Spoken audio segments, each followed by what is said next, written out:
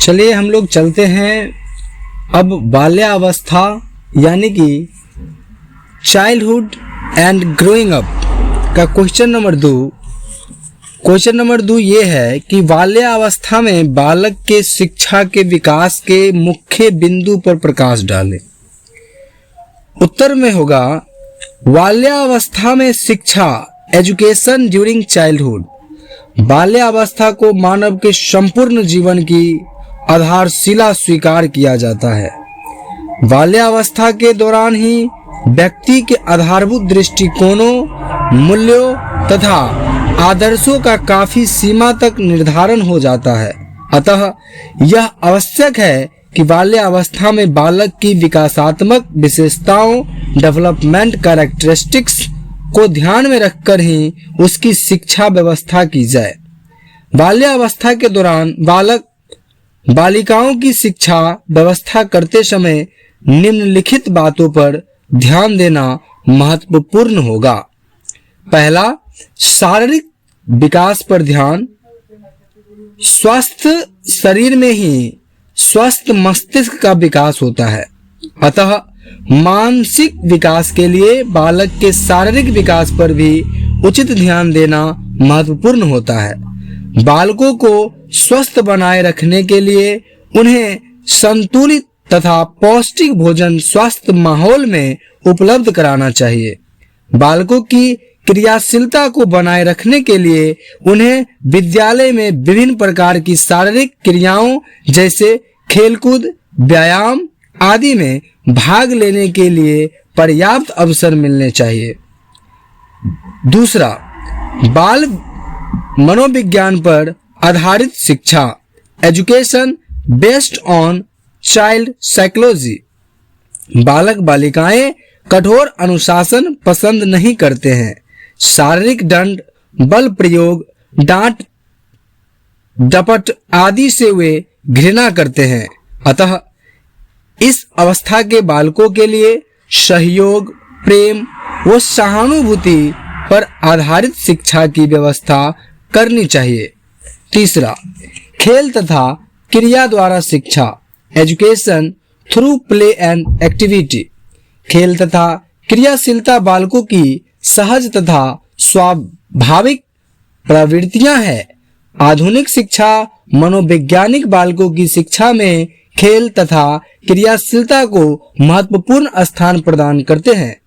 खेल तथा क्रिया द्वारा बालक सरलता, सहजता, उत्साह तथा प्रसन्नता से नवीन बातों को सीख लेते हैं। अतः बालकों की शिक्षा का स्वरूप ऐसा होना चाहिए कि बालक स्वाभिमान, क्रियाशीलता तथा खेल द्वारा नवीन ज्ञान का अर्जन कर सके। चौथा, भाषा विकास पर बल, एम्फेसिस ऑन लैंग्वेज डेवलपमेंट। बाल्यावस्था में भाषा विकास पर विशेष ध्यान दिया जाना अत्यंत आवश्यक है। बालकों के भाषा ज्ञान की वृद्धि के लिए उन्हें वार्तालाप करने, कहानियां सुनाने, पत्र पत्रिकाएं पढ़ने, वाद विवाद प्रतियोगिताओं में भाग लेने, भाषण देने, कविता पाठ करने जैसी क्रियाओं में भाग लेने के लिए अधिकाधिक प्रोत्साहित करना चाहिए। पांचवा, रोचक पाठ्य सामग्री, इंटरेस्टिंग कंटेंट। बालकों की पाठ्य सामग्री उनकी रुचि तथा आवश्यकताओं के अनुरूप तथा रोचक होनी चाहिए। बाल्यावस्था में बालकों की रुचि में विभिन्नता तथा परिवर्तनशीलता स्पष्ट रूप से परिलक्षित होती है। इसीलिए शिक्षा की पाठ्य सामग्री में रोचकता तथा विभिन्नता का कूट होना ही चाहिए। छठा, जिज्ञासा प्रवृत्ति की संतुष्टि, सेटिस्फैक्शन ऑफ क्यूरियोसिटी। शिक्षा के द्वारा बालकों की प्रबल जिज्ञासा प्रवृत्ति को संतुष्ट करने तथा उसे प्रोत्साहित करने का प्रयास किया जाना चाहिए। माता पिता, अन्य परियोजनों तथा अध्यापकों को बालकों के जिज्ञासा भरे प्रश्नों का समुचित उत्तर देकर उसे नई नई लाभप्रद बातें सिखानी चाहिए। सातवां, सामूहिक प्रवृत्ति की तुष्टि, सेटिस्फैक्शन ऑफ ग्रीगरियसनेस। बालकों की सामूहिक प्रवृत्ति की तुष्टि के लिए विद्यालयों में सामूहिक कार्यों या खेलकूद की व्यवस्था की जानी चाहिए। बाल सभा, स्काउट गाइड, पर्यटन, नाटक, सरस्वती यात्राएं, सांस्कृतिक कार्यक्रमों आदि के द्वारा बालक बालिकाओं की सामूहिक प्रवृत्ति की जा सकती है। 8वां, रचनात्मक कार्यों की व्यवस्था, अरेंजमेंट ऑफ कंस्ट्रक्टिव वर्क। घर तथा विद्यालय में बालक बालिकाओं के लिए विभिन्न प्रकार के रचनात्मक कार्यों की व्यवस्था की जानी चाहिए। मिट्टी, लकड़ी, कागज, दफ्ती आदि के द्वारा तरह तरह की वस्तुएं बनवाकर बालक बालिकाओं की रचनात्मक प्रवृत्ति का विकास किया जा सकता है। संचय प्रवृत्ति का प्रोत्साहन 9 नंबर है। Promotion of inquisitiveness. बालक की संचयी प्रवृत्ति को शैक्षणिक दृष्टि से अभिमुख बनाया जा सकता है। माता पिता तथा अध्यापक शिक्षाप्रद वस्तुओं को एकत्रित करने के लिए प्रोत्साहित कर सकते हैं। डाक टिकट, माचिस, सिक्के, चित्र, प्राकृतिक वस्तुएं आदि को एकत्रित कराकर उन्हें शैक्षिक दृष्टि से सार्थक रूप में व्यवस्थित किया जा सकता है। 10वां, सामाजिक गुण का विकास, डेवलपमेंट ऑफ सोशल क्वालिटीज।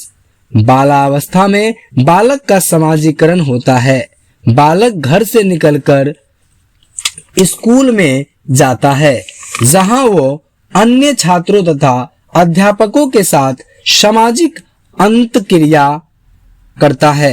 अतः विद्यालय में ऐसी क्रियाएं का आयोजन किया जाना चाहिए जो बालक के सामाजिक विकास की गति को तेज कर सके। कक्षा, विद्यालय तथा खेल के मैदान में इस प्रकार का वातावरण होना चाहिए कि छात्रों में अनुशासन, आत्मसंयम, उत्तरदायित्व, आज्ञा पालन, सहयोग, सहानुभूति आदि सामाजिक गुणों का अधिकतम विकास हो सके। 11, नैतिक शिक्षा, मोरल एजुकेशन। बाल्यावस्था के दौरान बालकों में नैतिक मूल्यों का विकास होने लगता है। वो समाज की नैतिक मान्यताओं तथा नियमों में विश्वास करने लगता है।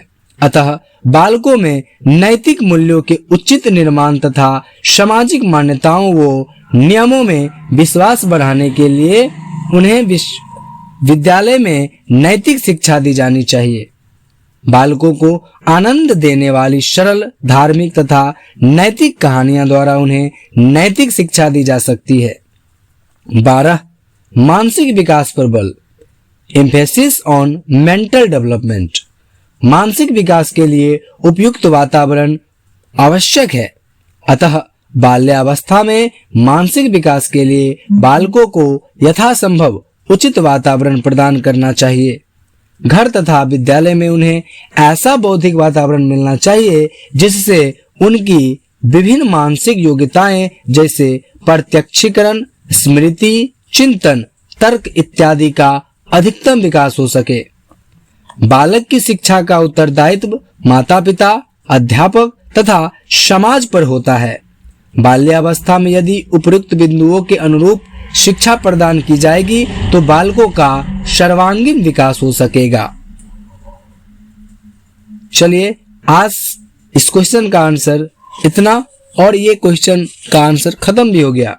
अगले दिन हम लोग लेकर आएंगे बालक के चरित्र निर्माण में परिवार, विद्यालय एवं समुदाय के योगदान का वर्णन कीजिए। तब तक बने रहे हमारे चैनल के साथ, सब्सक्राइब कर दें और शेयर जरूर कर दें। ऐसे ही हम दोस्त एक साथ पढ़ेंगे। बहुत बहुत शुक्रिया।